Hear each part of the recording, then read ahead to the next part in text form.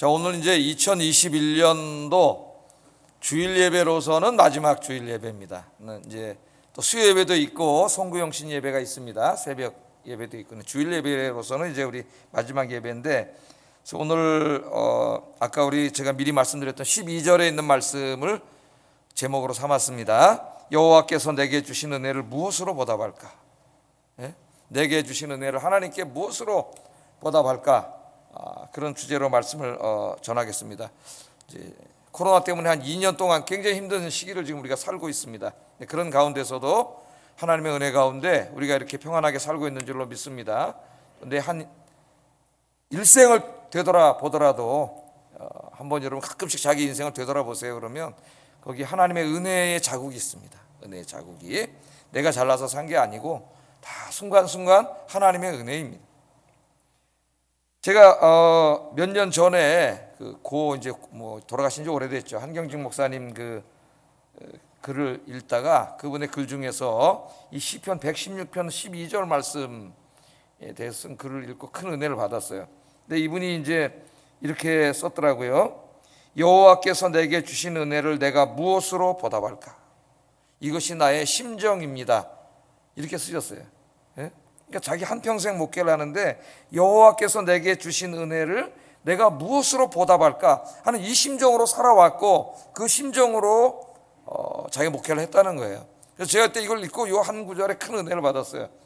저도 이제 시편을 거의 다 제가 강의를 했지만은 그날따라 이 부분이 이렇게 그럴 때 있죠, 여러분.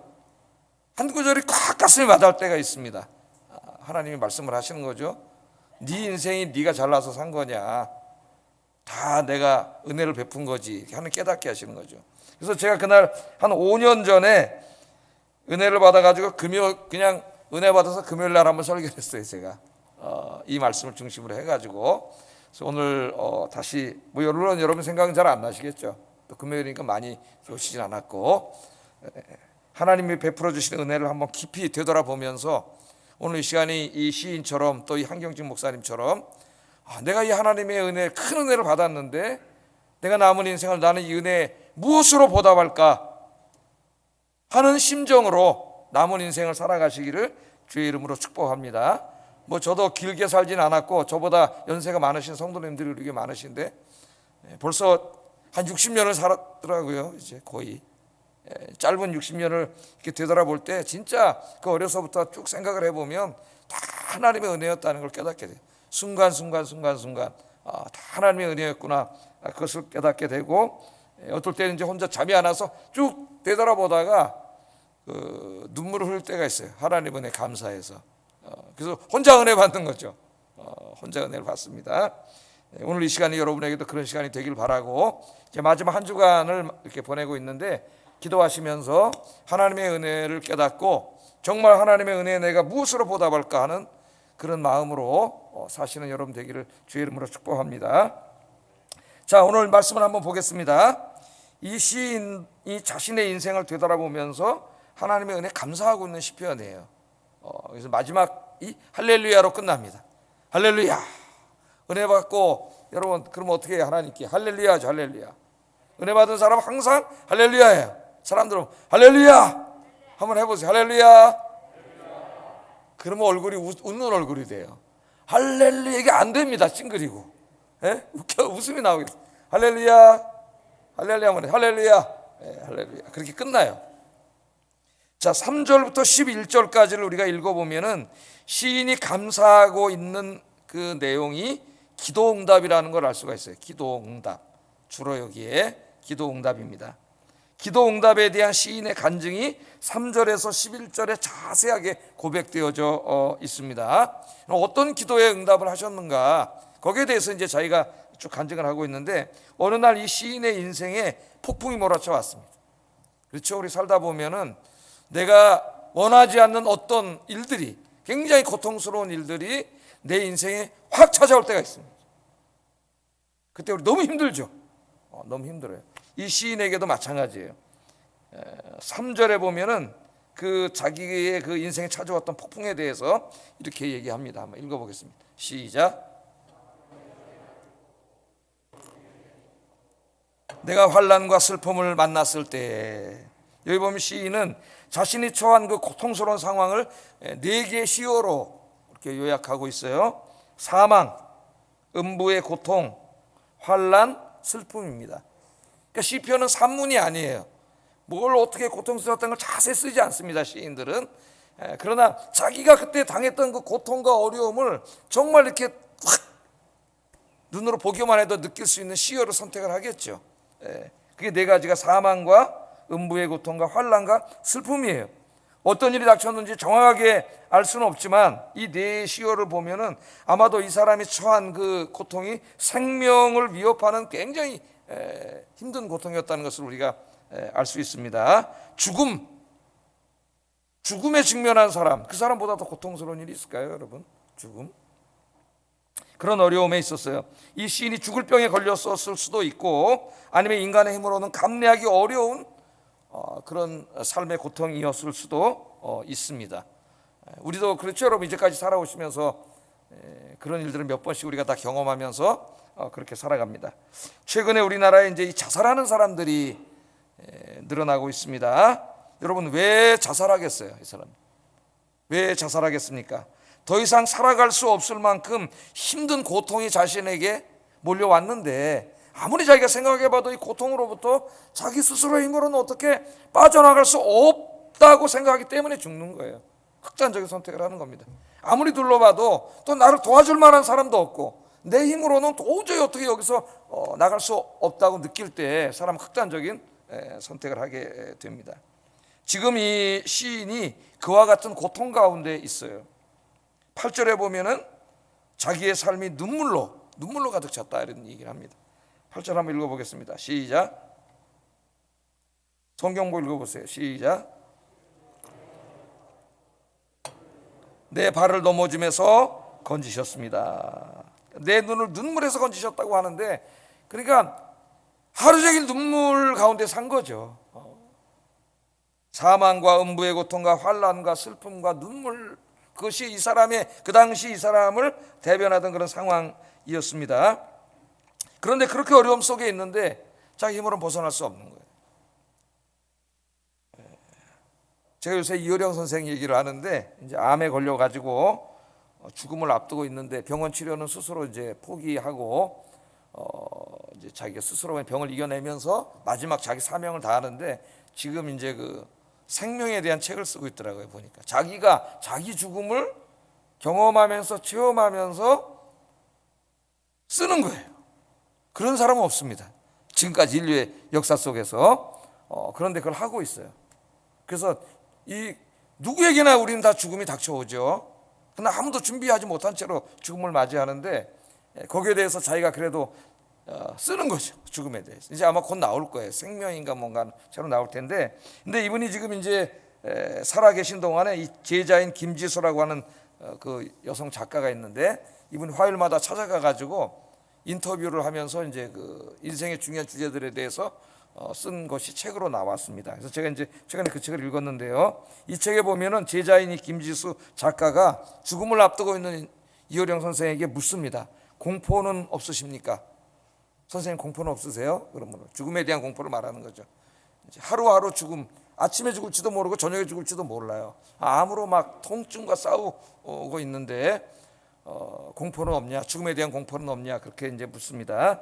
그랬더니 이효령 선생이 대답하기를 나도 자신은 없어. 솔직하게 얘기하는 거죠. 나도 자신은 없어. 이렇게 말을 하면서 평생 동안 죽음을 연구하고 죽음에 대해서 가르쳤던 엘리자베스 키블러 로스라고 하는 사람의 일화에 대해서 이야기를 합니다. 이 사람이 최근 우리나라에 이제 뭐 인생 수업이라든가 이런 책으로 번역이 돼 있어요. 자, 이 키블러 로스는 평생 동안 죽음을 연구하고 가르친 사람입니다. 저 사진 나와 있죠? 네, 죽음에 대해서. 인류 최초로 죽음학을 연구했고 평생 죽음에 대한 강의를 했습니다. 사람이 시한부 삶을 선고받았을 때에 5가지 심리적인 단계를 거친다고 말했던 바로 그 사람이에요. 5가지가 뭐예요? 부정. 예? 맨 처음에는 아니야, 나한테 그럴 리가 없어. 내가 이 암일 리가 없어. 예? 잘못 진단했을 거야. 부정한다는 거예요, 맨 처음에. 그 다음에는 이제 분노가 친 거죠. 왜 나에게 왜 나에게 이런 일이 벌어지냐? 내가 뭘 그렇게 잘못했냐? 이제 이 분노를 하고, 그 다음에 그 병과 타협을 하고, 그 다음에 이제 우울한 상태에 빠졌다가 마지막으로 이제 그 자기가 죽게 된다는 걸 수용을 한다는 거예요. 받아들인. 5가지 이제 그 심리적인 상태를 얘기했던 그 유명한 사람입니다. 바로 이 사람이. 이걸로 이제 많은 사람들 가르치고 위로를 했죠. 그런데 어느 날 이 사람이 암에 걸려서 자기 자신이 시한부 인상이 됐어요. 암에 걸려서. 자기 자신이 시한부 인상이 되자 이 사람은 죽음에 대한 공포를 감당하지 못했습니다. 갑자기 그렇게 많이 죽음에 대해서 얘기했는데, 죽음에 대해서 연구했는데, 가르쳤는데, 시한부 인생 그렇게 많이 위로했는데 정작 이것이 자기에게 오니까 자기는 감당이 안 되는 거예요. 그래서 한 기자가 묻습니다. 이 사람에게, 당신은 임종하는 사람을 지켜보며 그렇게 많은 희망의 말을 했는데 정작 당신의 죽음 앞에서 왜 이렇게 화를 내고 있습니까? 그렇게 물어봤어요. 그랬더니 이 사람 키블로스가 이렇게 대답을 했습니다. 지금까지 내가 말한 것은 타인의 죽음이었어. 동물원 철장 속에 있는 호랑이였지. 호랑이가 무섭지만 철장에 갇혀 있는데 뭐 호랑이에 대해서 얼마든지 객관적으로 관찰하고 이야기할 수 있죠. 지금은 아니야. 철장을 나온 호랑이가 나한테 덤벼들어 바깥에 있던 죽음이 내 살갗을 뚫고 들어왔지. 전혀 다른 거야. 그렇게 얘기를 했다 그래요. 예? 이 사람이 평생 죽음을 연구하고 강연하고 가르쳤지만은, 그리고 시한부 사람들을 위로했지만은 정작 자신이 암에 걸려 시한부 인생이 되었을 때 그 두려움과 공포를 견디지 못했다는 거예요. 제가 뭘 얘기하려고 이 말을 했을까요? 예? 인간은 스스로의 힘으로 이 죽음의 공포를 극복할 수 없다는 겁니다. 없다는 거예요. 우리나라에도 행복전도사로 이름을 날리면서 행복에 대해서 글을 쓰고 TV 나와서 여러 번 강연을 했던 그 여성분이 있습니다. 여러분도 잘 아실 거예요. 그러나 어느 날 이분 자신이 암에 걸렸고 시한부 인생이 되었을 때 이분은 이 죽음에 대한 공포와 통증을 이기지 못하고 자살로 자기 생을 마감했습니다. 너무 두려워서. 그렇게 많은 사람들에게, 암에 걸린 사람들에게, 투병하는 사람들에게 위로하고 희망을 주는 말을 했지만 정작 자신의 문제가 됐을 때는 철장 안의 호랑이가 아니라 철장 밖으로 뛰어나온 호랑이가 된 거예요. 자신에게 덤벼드는 전혀 다른 이야기가 된 거죠. 영국 맨체스터에 있는 제임스 해밀턴이라고 하는 이 정신과 의사의 사무실에 수척한 모습을 한 환자가 찾아왔습니다. 그 환자가 해밀턴 박사에게 이렇게 말했습니다. 저는 우울증에 걸렸습니다. 고독과 공포 때문에 더 이상 살아갈 수 없습니다. 어디서도 행복과 기쁨을 찾을 수 없습니다. 박사님이 도와주지 못하면 저는 아마 죽을 겁니다. 그렇게 얘기를 했대요. 그랬더니 해밀턴 박사가 이 사람이 일상을 벗어나서 활력을 얻는 것이 중요하다고 생각을 하고, 그래서 환자에게 웃음을 줄 수 있는 사람을 내가 소개해 주겠다고 얘기했다는 거예요. 당신을 웃게 할 수 있는 사람. 그게 누굽니까? 희망에 부풀어서 이 사람이 물어봤대요. 그랬더니 해밀턴 박사가 대답하기를, 오늘 밤에 서커스에 가서 그리말다라는 광대의 연기를 한번 보세요. 예? 아마 이 광대가 굉장히 웃겼던 것 같습니다. 그러면 그걸 보면 그가 당신에게 웃음을, 잃어버렸던 웃음을 선사할 겁니다. 그렇게 얘기를 했더라는 거예요. 듣고 있던 우울증 환자가 이렇게 말합니다. 선생님, 제가 바로 그리말다입니다. 제가 그렇게 많은 사람을 웃기고 웃음은 줬지만은 정작 자기에게 찾아온 고통은 자기가 감당하지 못하는 거죠. 여러분, 인간은 그렇게 강하지 않습니다. 건강하고 힘이 있을 때는 굉장히 강한 것 같고 무서운 거 없는 것 같죠? 네? 인간은 강하지 않아요. 대통령까지 지낸 분도 5년 동안 감옥에 있다 보니까 정신과 치료를 받지 않으면 견딜 수 없는 상태가 된 거예요. 우리 인간은 강하지 않아요. 그렇게 대단하던 사람들도 제가 만나보니까 마지막 큰 병에 걸리고 수술을 하고 마지막을 맞이할 때는 정말 너무나 약한 어린애 같은 사람이 돼 있더라고요. 야, 저 사람이 건강할 때 저렇게 겸손했으면 얼마나 좋았을까, 그 생각이 안타깝죠. 진짜 깨달아야 되는데 그 안에서 그렇게 되는 거예요. 인간은 연약해요. 나 혼자 그 짐을 짊어지고 이길 수 없습니다. 예?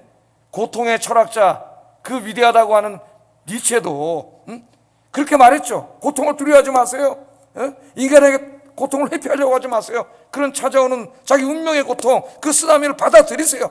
예? 맞닥뜨려 싸우세요. 그건 오히려 축복입니다. 그 고통과 싸우면서 당신은 더 강한 사람이 될 수 있습니다. 예? 그 고통을 이겨낼 수 있는 힘을 기르세요. 우르멘시 초인이 되세요. 그러면서 아모르 파티를 얘기했어요. 네 운명을 사랑하고 싸워 이기세요. 그럼 강한 사람이 될 수 있습니다. 그렇게 책을 쓰고 이야기했지만은 그는 마지막에 그 고통을 자기가 이겨내지 못하고 거의 미쳐서 죽었어요. 미쳐서. 우리 인간은 아무리 큰 소리치고 글을 써도 인생에 이런 죽음이라고 하는 그 이상의 고통이 몰려오면은 감당할 수 없습니다. 그 고통의 쓰나미가 몰려오면 거기서 주저앉아요. 오늘 이 시인이 바로 그런 상황에 있는 거예요. 죽음과 눈물과 고통으로 그의 인생이 가득 차 있습니다. 한 인간으로서 자기에게는 답이 없어요. 답이.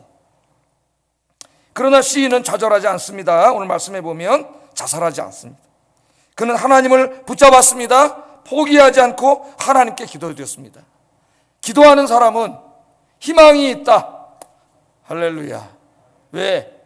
기도하면 그때부터 그 사람 인생에는 하나님이 개입하세요. 하나님, 전능하신 하나님. 3절 4절 읽어보겠습니다. 시작. 내가 환난과 슬픔을 만났을 때에 내가 여호와의 이름으로 기도하기를 여호와여 주께 구하오니 내 영혼을 건지소서 하였도다. 이 죽음과 환난과 슬픔과 눈물이 그 내 인생에 이렇게 폭풍으로 다가왔을 때 그 사람이 그 폭풍을 맞이해서 무엇을 하느냐가 중요한 거예요. 그냥 죽을 수도 있습니다. 그러나 살아날 수 있어요. 새 인생을 살 수 있습니다. 무엇을 하느냐가 중요해요. 그때 이 사람 뭘 했어요? 하나님을 붙잡았지. 하나님을 기도했습니다. 뭐라 기도했어요? 주께 구하오니 내 영혼을 건져주세요. 그렇게 기도했다는 거예요.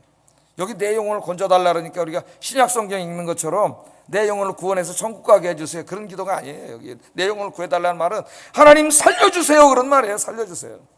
이런 정말 절박한 상황에 처한 사람은 하나님께 기도하는데 무슨 수사가 필요하겠습니까? 예? 정말 간절하게 기도하는 기도 산기도 들어보세요. 주여 살려주세요, 이밖에 안 하더라고요. 주여 살려주세요. 여기 기도가 그런 기도예요. 예?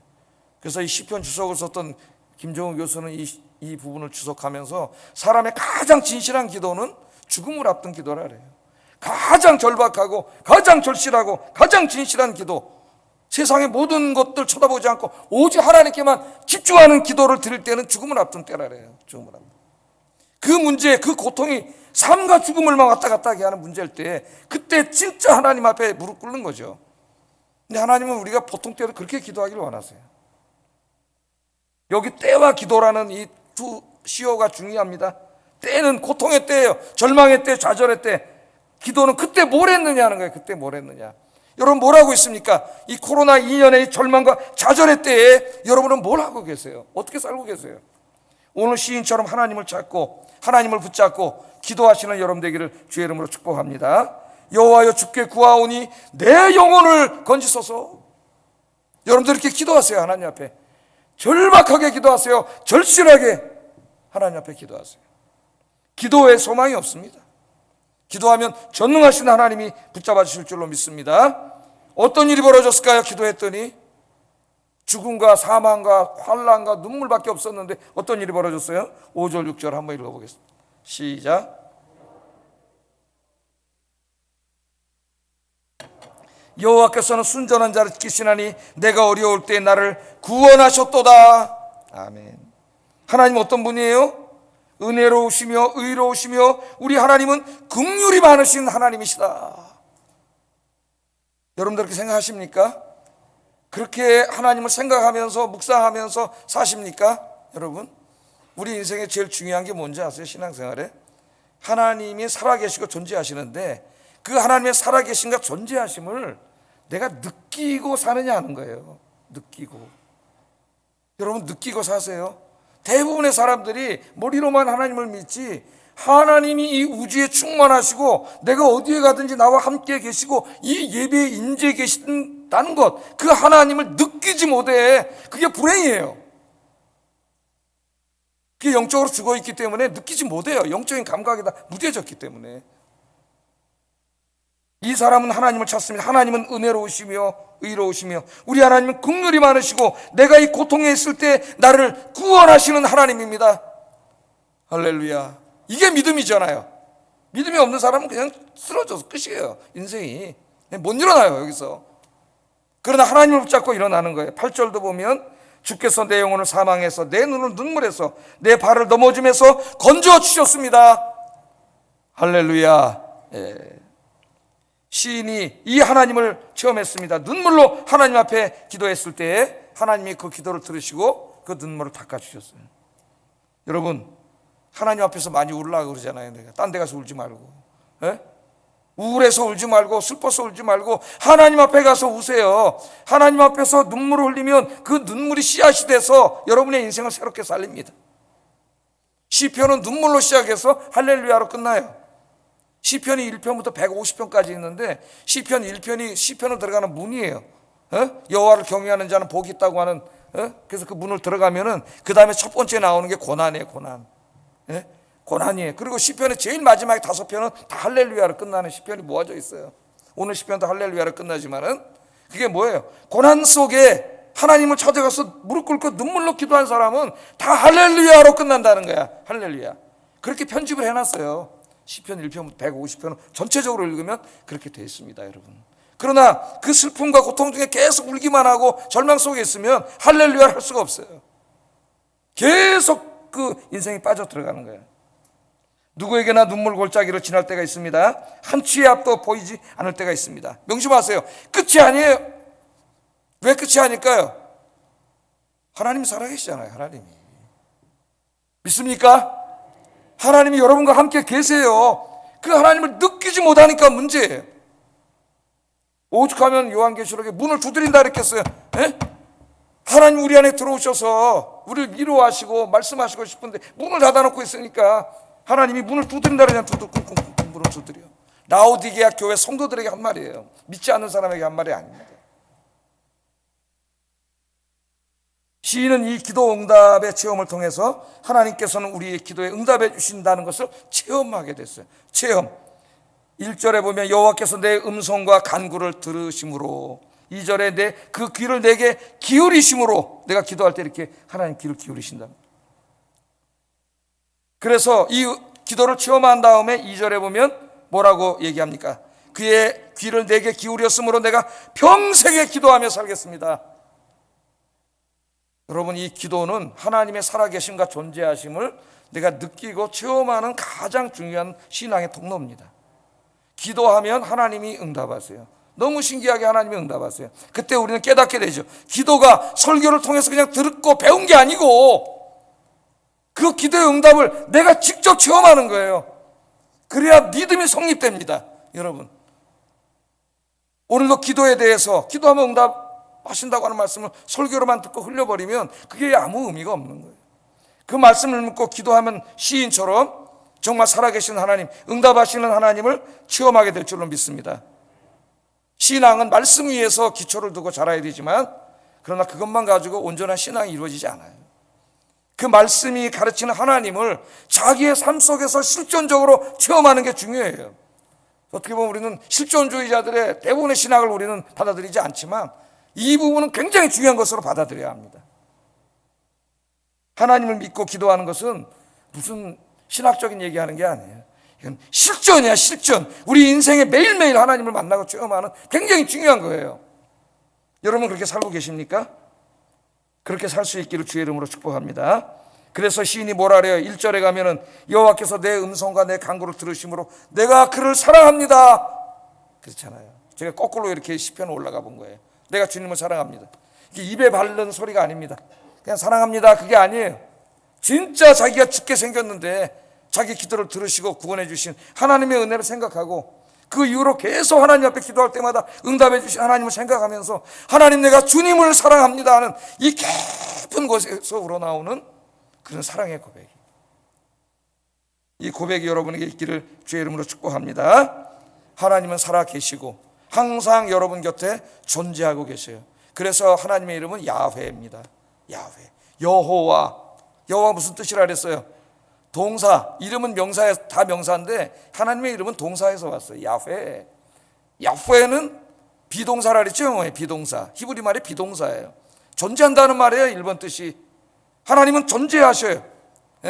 철학자들이 2000년 동안 철학에서 존재론을 연구했습니다. 이런 눈에 보이는 감각기관으로 보이는 이런 것들이 아니라 진짜로 존재하는 실체는 뭔가 2000년 동안 떠들어댔어요. 그러다 마지막에는 실은 없다 그런 무실론까지 와버렸습니다.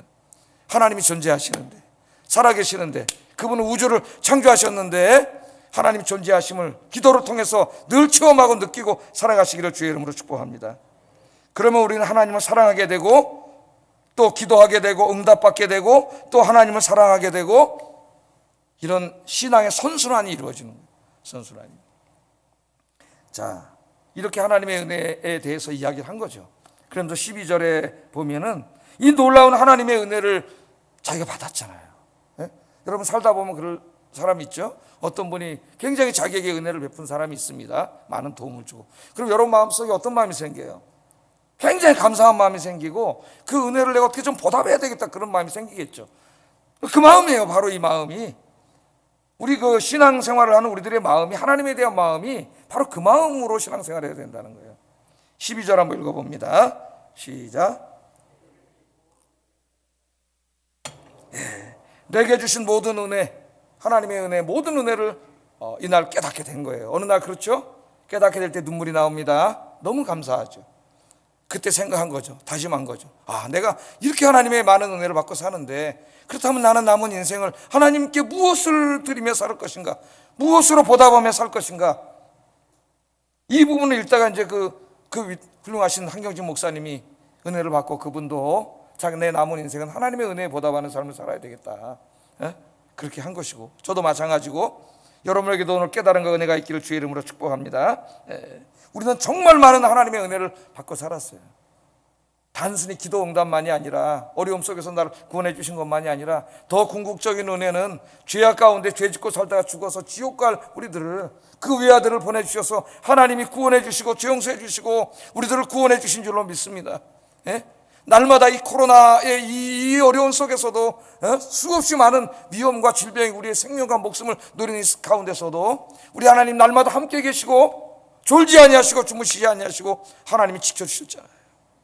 힘들고 어려울 때마다 죄 짓고 살고 세상 즐기고 엉망진창으로 살다가도 하나님 앞에 나와서 기도하면 그때 하나님이 다 용서하시고 또 우리 기도를 들어주시고 응답해 주셨어요.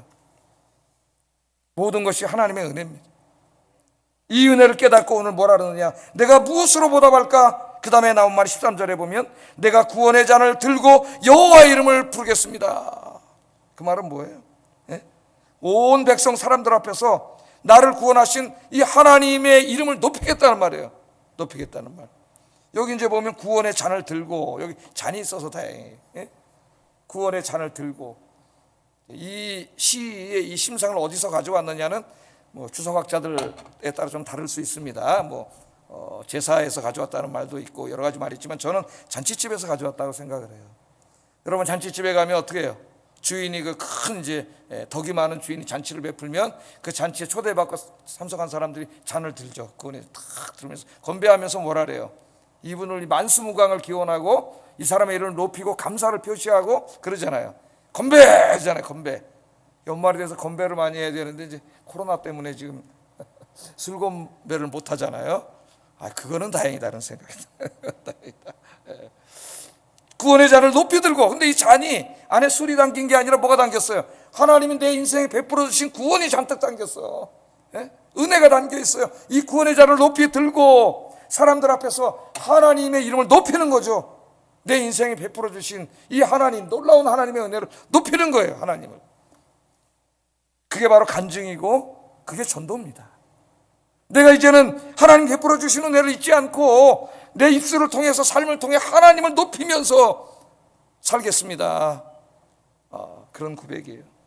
두 번째는 내가 감사하면서 살겠습니다. 평생 감사한다는 건 뭐예요? 평생 이 은혜를 잊지 않고 살겠습니다, 그 말이에요. 17절 읽어봅니다. 시작. 내가 여호와께 서원한 것을 그의 모든 백성이 보는 데서 나의 서원을 여호와께 갚으리이다. 아마 이 서원이 하나님께 감사하며 살겠다는 것 같습니다. 감사인데 그냥 감사가 아니라 뒤에 뭐가 붙었어요? 감사치, 제사가 붙었어요. 그러니까 감사의 예배를 드리겠다는, 늘 내가 다른 게 내가 잘났다고 생각하는 사람은 교만한 사람이에요. 이 사람은 감사가 없어요. 예? 내가 다 잘나서 됐는데 뭐 누구한테 감사하겠습니까? 그래서 우리가 말할 때 난 자수성가했습니다. 그 사람은 하나님의 은혜를 모르는 사람이에요. 자기가 뭘 자수성가해? 예? 그건 자기를 높이는 말이에요. 그리고 부모를 낮추는 말이에요. 어떻게 보면 내 부모는 나 아무것도 못했지만 내가 자수성가했습니다 이런 말 아니에요. 하나님의 은혜지. 하나님의 은혜. 예? 하나님의 은혜가 있었기 때문에 자기가 그렇게 된 거죠. 뭘 자수성가해. 어려웠지만 부모님이 기도하면서 옆에서 그렇게 했기 때문에 자기가 그렇게 된 거죠. 예? 하나님의 은혜예요. 하나님의 은혜. 그래서 감사하면서 늘 감사 예배를 드리겠습니다. 여러분 예배는 감사한 사람이 드리는 거예요. 예배 핵심은 감사입니다. 감사. 복이 아니에요. 정말 여러분들이 감사 예배를 드릴 때 하나님이 복을 주시는 거예요. 우리는 감사해서 예배 드리러 나오는 거예요. 평생을 그렇게 감사하며 살겠다고 이야기해요.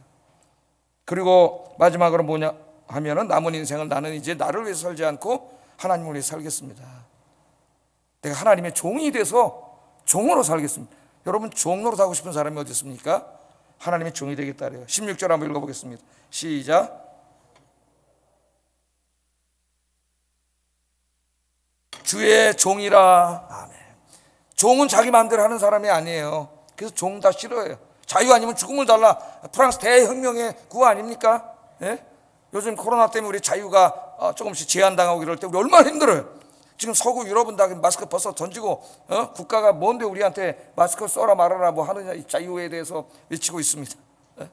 그런데 오늘 이 사람은 이 중요한 자유를 주님을 위해서 드리겠다고 하는 거예요. 나는 주님의 종으로 살겠습니다. 그런데 그 종 앞에도 뭘 붙었어요? 진실한 종이 되겠다. 진실로 내가 종이 되겠습니다. 그렇게 얘기를 합니다. 자, 종들이 많이 있지만 다 같은 종이 아니죠. 어떤 종은 주인이 시키니까 마지못해 주인 앞에서 먹지로 하는 그런 종들도 있고요. 충성스러운 종도 있습니다. 주인이 보나 안 보나 주인의 은혜에 감사하면서 정말 자기 맡은 일을 충성스럽게 주인을 위해서 하는 종이 있죠. 예? 여러분 직장에 가셔도 뭐 다 직장 생활하시니까 아실 거 아니에요? 어떤 사람은 직장에서 자기에게 주어진 일을 누가 보나 안 보나 상사가 있으나 없으나 그걸 성실하고 진실하게 감당하는 사람이 있고, 어떤 사람은 열심히 하는 척하다가 누가 보면 열심히 하는 척하다가 안 보면 농땡이 치고 그런 사람이 있죠. 예? 오늘 여기는 그런 종이 아니라 내가 하나님 앞에 진실한 종이 되겠다는 거예요. 진실한 종이. 그 여러분 이 진실한 종, 진실, 예? 어떤 뭐랄까요? 그 의리, 충성, 요새 21세기 이런 것들이 좀 무시되고 좀 조롱받는 시대가 아니겠 이런 생각이 들어요. 굉장히 중요한 우리 인간의 가치인데, 그 다윗의 부하 장수들 중에 아주 이제 충성스러운 세 장수가 있었죠. 이제 어느 날 이제 블레셋 군대가 쳐들어와 가지고 베들레헴을 장악해 버렸습니다. 베들레헴을. 그랬더니 다윗이 너무 안타까운 거예요. 저 베들레헴을 빨리 탈환해야 되는데, 이런 마음이 있으면서 혼잣말로 푸념을 합니다. 이게 사무엘하 23장 15절에 나와요. 한번 읽어보겠습니다. 시작. 우물물을 누가 내게 마시게 할까 하며, 자기 혼자 한 말에 빨리 저 베들레헴을 탈환해서 저 베들레헴 우물에 있는 물을 마시고 싶다. 그 왕으로서 자신의 그 마음을 혼자 말한 건데, 이 말을 옆에 있던 장수들이 들었습니다. 혼자 말한 건데 이 세 명의 장수가 이걸 듣게 돼요. 그래서 왕한테 말하지도 않고 블레셋 군대 그 안에 몰래 쳐들어가 가지고 목숨을 걸고 싸워서 우물에 가 가지고 물을 떠 갖고 와서 다윗에게 바쳐요. 이게 정말 충신이죠. 충신. 예? 이 물을 갖다 바치니까 다윗이 이걸 마시지 못합니다. 왜? 자기 사랑하는 부하의 목숨을 걸고 가져온 물을 자기가 마실 수 없는 거예요. 그래서 이것을 하나님께 바칩니다. 너무 멋있잖아요, 여러분. 예? 믿음의 사람들의 행동은 너무 멋있어요. 그가 무슨 찌질한 행동하는 사람들이 아니에요. 예? 정말 멋있잖아요. 그걸 하나님 앞에 드린 거예요. 하나님 앞에. 그게 바로 충신이죠. 왜 성경에 이 얘기를 기록했을까요? 인간과 인간의 관계가 그와 같아야 된다는 게, 우리 인간이 서로 진실과 순수성, 의리, 그게 얼마나 중요한 겁니까? 예? 그걸 가르치는 거예요. 솔로몬이 왕으로 이제 왕노릇을 하는데 수많은 신하들과 함께 했죠. 그런데 모든 신하들이 다 진실하고 성실하지는 않다는 것을 알게 됩니다. 이 사람 얼마나 똑똑하고 지혜로운 사람입니까? 앞에서는 막 하지만 뒤에서는 딴짓하고 다니는 사람이 있어요. 그걸 다 알죠. 예? 그래서 왕의 마음을 근심하게 만드는 사람이 있고, 어떤 사람은 왕의 마음을 기쁘게 하는 사람이 있습니다. 그래서 솔로몬이 이걸 깨닫고 이렇게 얘기를 해요. 잠언 25장 13절 한번 읽어보겠습니다. 시작.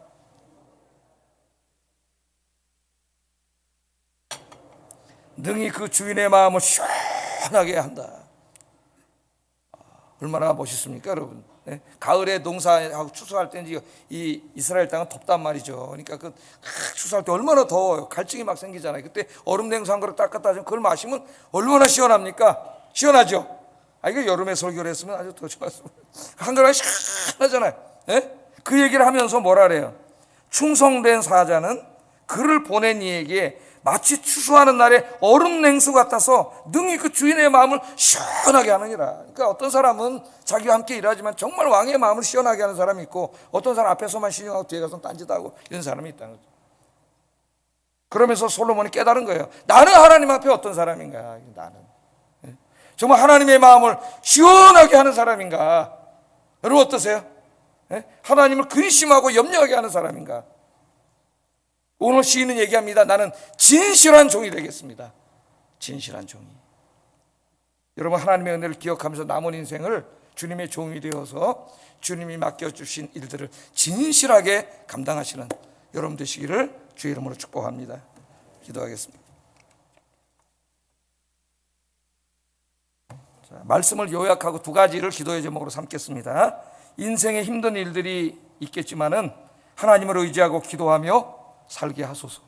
두 번째, 하나님이 내게 베풀어 주시는 은혜를 기억하며 남은 인생을 하나님의 은혜에 어떻게 보답할까 하는 마음으로 은혜에 보답하는 삶을 살게 하소서. 우리 기도하겠습니다.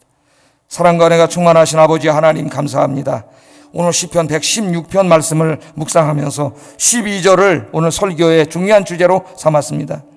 하나님께서 내게 베풀어 주신 은혜가 이렇게 많은데 나는 하나님을 위해 무엇으로 보답할꼬?